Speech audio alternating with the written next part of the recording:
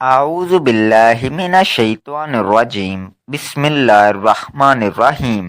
مجھے 73 لاکھ کی ضرورت تھی، اللہ پاک نے مجھے 80 کروڑ دے دیا۔ رات کو ایک فرشتہ آئے گا، پیسے رکھ کر واپس چلا جائے گا۔ یا اللہ یا غنیو یا رزاقو۔ محترم ناظرین، اللہ تعالیٰ نے اپنی حمد و ثنا کے لیے ہمیں اپنے بہت ہی پیارے ناموں سے متعارف کروایا ہے تاکہ ہم اس کی حمد و ثنا کر کے اس کے فضل اور اس کی رحمتوں کے حامل ہو سکیں۔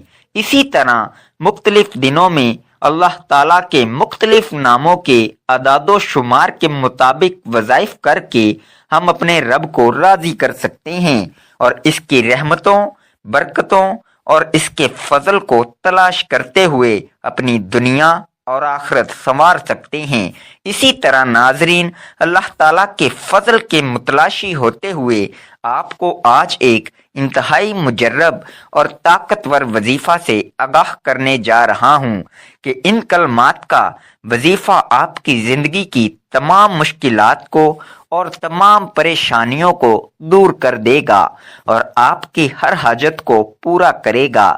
یہ وظیفہ آپ اپنے کسی بھی مقصد کے لیے پڑھ سکتے ہیں۔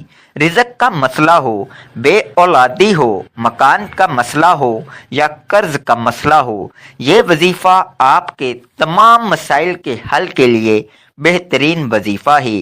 یہ وظیفہ بہت سے لوگوں کا آزمودہ وظیفہ ہے۔ یہ وظیفہ کرنے سے ان کی زندگی بدل گئی۔ کتنی بڑی حاجت ہو، رزق کی، پیسوں کی، دولت کی، یہ وظیفہ پڑھنے کے فوری بعد غیبی طریقے سے غیبی دولت مل جاتی ہے۔ آج کا وظیفہ بڑا ہی خاص وظیفہ ہے۔ آج کا وظیفہ وہ خاص وظیفہ ہے، وہ مجرب وظیفہ ہے کہ اس کو پڑھنے والا بندہ ایک مرتبہ اللہ پاک کی ذات پر بھروسہ کرتے ہوئے پڑھ لے تو وہ بندہ، اس کی جیب، اس کا گھر، اس کی دکان، اس کی تجوری، چاروں طرف کوئی ایسی جگہ نہیں جو خالی ہو۔ اس کی جیب بھی بھری رہتی ہے، اس کی دکان بھی بھری رہتی ہے، اس کی الماری بھی بھر جاتی ہے۔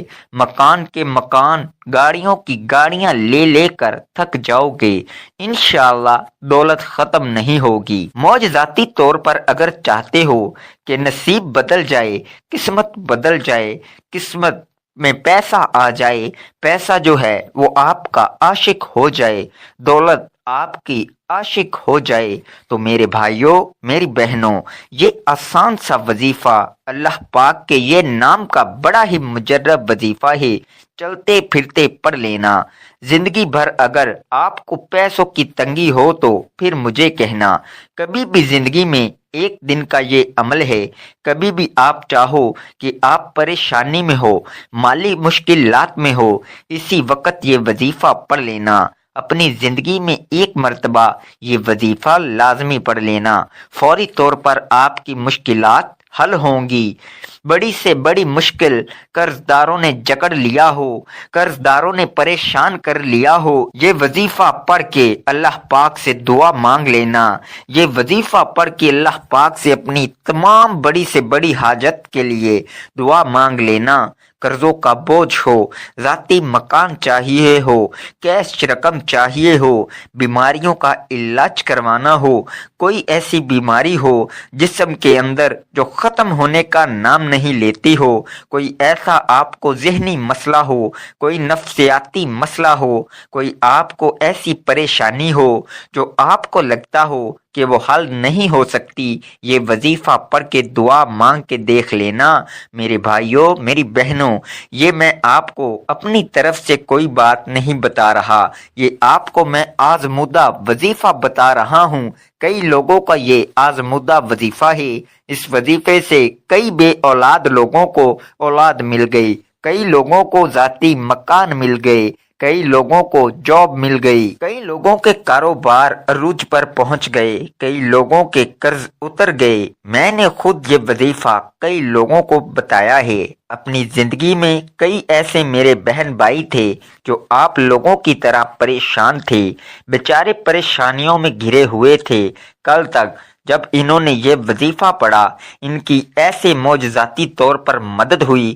یہ وظیفہ پڑھ کے انہوں نے دعا مانگی تھی، جو مانگا اللہ پاک نے اس سے کئی زیادہ انہیں نواز دیا۔ جو وہ مانگتے گئے ان کو ملتا گیا۔ میرے بھائیوں، میری بہنوں، یہ وظیفہ آپ کو کس وقت پڑھنا ہے، اس کا کوئی خاص وقت نہیں ہے۔ جب آپ کو وقت ملے آپ یہ وظیفہ پڑھ لو۔ کوئی بھی دن ہو، کوئی بھی وقت ہو، کوئی بھی جگہ ہو، کسی قسم کی کوئی پابندی نہیں ہے۔ عمل کی اجازت تمام بہن بھائیوں کو جو ویڈیو دیکھ رہے ہیں ان کو اجازت عام ہے۔ ویڈیو کو ایک لائک کر دیجئے گا۔ اب وظیفہ میرے بھائیوں میری بہنوں سمجھ لیں، جہاں کہیں بھی آپ موجود ہو، جس جگہ موجود ہوں، سب سے پہلے آپ لوگ سکون سے بیٹھ جائیے گا۔ جلد بازی میں ایسے بھی لوگ ہوتے ہیں جو بھاگم بھاگ میں یہاں وہاں اپنا کام بھی کر رہے ہوتے ہیں اور ساتھ ہی وظائف بھی پڑھ رہے ہوتے ہیں، تو ایسا آپ کو نہیں کرنا۔ اطمینان سے سکون سے بیٹھ جانا ہے اور چپ چاپ یہ عمل کرنا ہے۔ کسی کو ذکر نہیں کرنا کہ آپ یہ وظیفہ پڑھ رہے ہیں۔ وظیفہ پڑھتے وقت آپ کو کسی سے بات چیت نہیں کرنی ہے۔ ان باتوں کا آپ کو خیال رکھنا ہے۔ سب سے پہلے آپ لوگ درود پاک پڑھ لیں گے۔ کوئی بھی درود پاک پڑھ سکتے ہو۔ درود ابراہیمی زیادہ بہتر ہے۔ اس درود پاک کی بہت برکت اور فضیلت ہے۔ دعا کے شروع اور آخر میں درود پاک پڑھ لینے سے دعا جلدی قبول ہوتی ہے۔ ایک مرتبہ درود پاک پڑھ کر میرے ساتھ بھی ثواب دارین حاصل کریں۔ اللہم صلی علی محمد وعلی آل محمد کما صلیت علی ابراہیم وعلی آل ابراہیم انک حمید مجید۔